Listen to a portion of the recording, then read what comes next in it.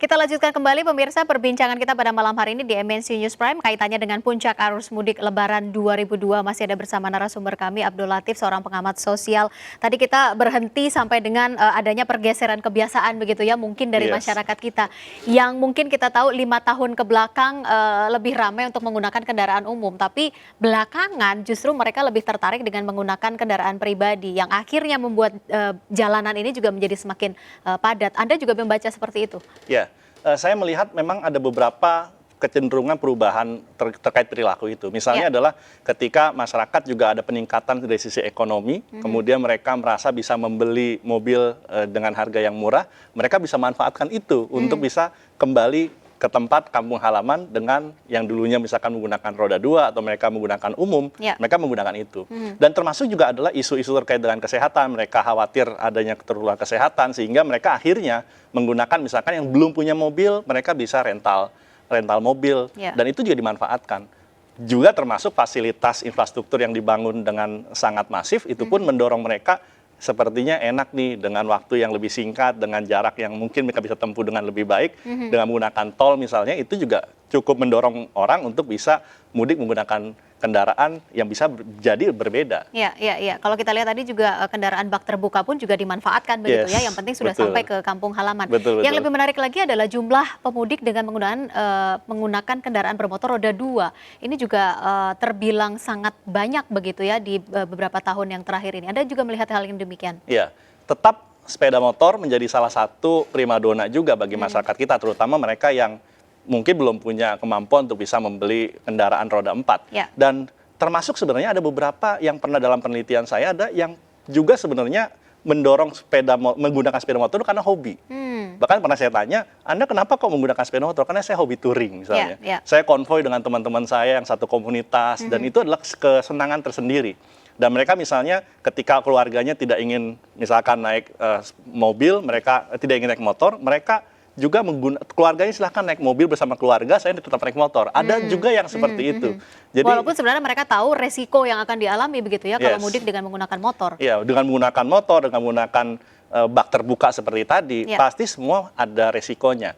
Dan menariknya adalah manusia itu adalah makhluk rasional. Dan mereka memilih setiap tindakannya dengan cara yang sistematis. Dan itu dalam teori sosial itu ada namanya planned behavior. Misalnya ketika mereka melihat, oh ya sepertinya nih puncak mudik di tanggal 29 misalnya. Semua berpikir, wah puncak mudik di 29. Maka saya sepertinya akan curi start di 28. Dan ternyata yang terjadi apa? 28. Kita lihat juga kepadatan di namanya gerbang tol Cikampek juga gitu ya kemarin ya. Karena mereka berpikir rasional dan itu semua berpikir rasional yang sama. Akhirnya terjadilah puncak-puncak seperti itu. Dan itu yang menjadi juga salah satu membuat 28 menjadi sebuah puncak yang luar biasa. Dan lagi-lagi manusia itu adalah makhluk rasional yang bagaimana berpikir misalnya ketika tadi menghadapi berbagai macam kendala. Oh ya saya takut ada kecelakaan misalnya, dalam kontrol belief mereka bagaimana supaya semua resiko-resiko itu saya minimalisir. Misalnya sebelum saya berangkat karena saya tahu bisa jadi ada masalah di kendaraan saya, maka saya melakukan pengecekan terhadap kendaraan saya. Bagaimana supaya fisik saya mendukung mereka ketika saya lakukan sebuah in-depth interview dengan mereka, oh saya minum suplemen, saya tidur yang cukup, saya jaga kondisi fisik, biasanya saya begadang, saya tidak begadang, jadi mereka menjaga itu. Bahkan mereka menyiapkan kalau ATM itu penuh misalnya, mereka bawa uang tunai, mereka siap GPS tidak hanya satu, mereka bawa power bank. Jadi mereka yang sudah terbiasa, terutama kan salah satunya adalah past experience dari teman mereka, past experience dari mereka yang pernah mengalami, sehingga mereka itu membuat sebuah antisipasi yang sangat luar biasa. Jadi ada tindakan preventif yang mereka lakukan dengan sangat luar biasa. Artinya sudah sangat dipelajari begitu ya sebelum akan memulai untuk sebuah perjalanan. Tapi apakah memang banyak yang sudah dilakukan oleh pemerintah begitu ya, beberapa hal kaitannya untuk mengantisipasi kepadatan, mengantisipasi lonjakan dari pemudik, salah satunya adalah dengan mudik gratis, kemudian juga penyediaan ruang untuk masyarakat supaya tidak menggunakan sepeda motor pada saat mudik begitu ya, diberikan fasilitas gratis. Apakah memang itu juga tidak mencukup gitu bagi masyarakat untuk bisa teralihkan begitu untuk moda transportasi ini? Menariknya adalah semua hal itu sangat membantu. Jadi terbukti setiap kali misalkan perusahaan-perusahaan melakukan, misalkan perusahaan sepeda motor misalkan melakukan, juga termasuk perusahaan-perusahaan lain melakukan mudik bareng, misalkan diorganisir, pemerintah melakukan, itu selalu penuh, selalu penuh. Tapi saya melakukan juga interview bagi mereka, kenapa Anda tidak ikut itu? Dan ternyata mereka bilang, saya pernah mencoba, tetapi ternyata saya ketika pulang ke tempat halaman, saya tidak punya kendaraan di sana untuk keliling misalnya.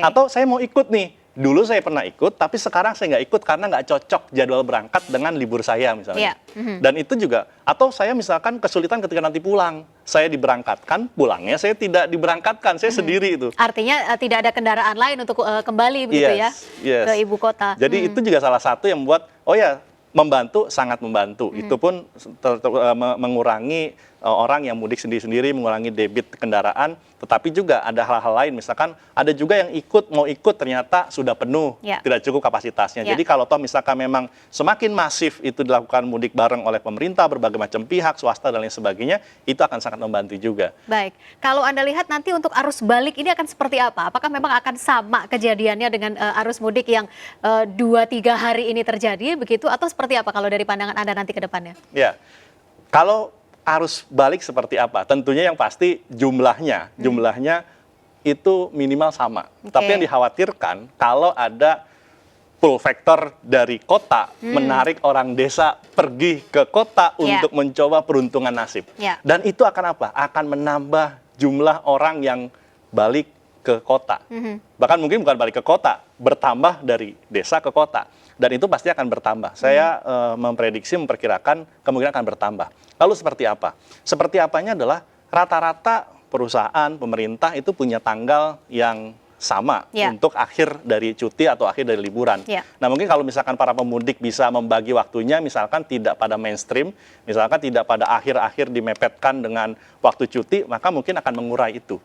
Itu bisa membantu. Jadi nanti tergantung pada pilihan logis dari para pemudik. Tapi yang pasti pemerintah juga pasti sudah punya tindakan preventif, tindakan kuratif ketika nanti misalnya, ketika penuh di tanggal sekian, pasti pemerintah dan pihak terkait sudah akan menyiapkan itu. Mas Latif, apa yang bisa Anda sampaikan kepada pemirsa begitu ya, yang mungkin akan melakukan perjalanan mudik di esok, yang kemungkinan masih ada waktu untuk bisa melakukan perjalanan mudik, atau mungkin masyarakat yang memang tidak mudik, tapi tertunda nih untuk mudiknya. Apa yang ingin Anda sampaikan untuk masyarakat kita? Yang pertama adalah tetap jaga protokol kesehatan, karena kesehatan penting ketika kita sedang menghadapi masa pandemi saat itu dan kita sedang ada pelonggaran. Semoga nanti ketika selesai masa mudik ini tetap semuanya sehat, Indonesia tetap bisa lolos dari pandemi dan kita kembali normal secara keseluruhan. Jadi jaga kesehatan di kampung halaman, euforia tetap bisa, itu bagian dari kesenangan, tetapi jangan sampai malah merusak semuanya dengan tidak menjaga kesehatan.